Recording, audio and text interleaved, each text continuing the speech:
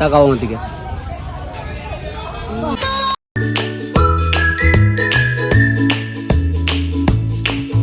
নতুন পথে আজ চলে এসেছি কলকাতার ময়দানে, প্রকৃতির মাঝে নতুন কিছু মুহূর্ত ফ্রেমবন্দি করতে।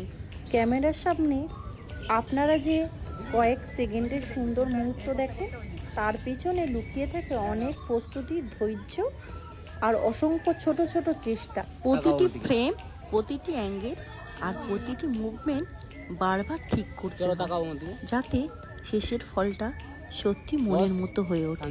এই যাত্রাটা সবসময় সহজ নয়, কখনো আলো বদলে যায়, কখনো বাতাস, কখনো আবার একই শট বারবার নিতে হয়, কিন্তু প্রতিটা চেষ্টাই শেষ পর্যন্ত সুন্দর একটা গল্প তৈরি করে।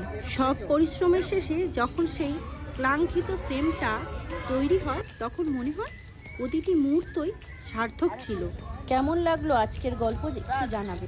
আজ আবার নিয়ে আসছি একটা নতুন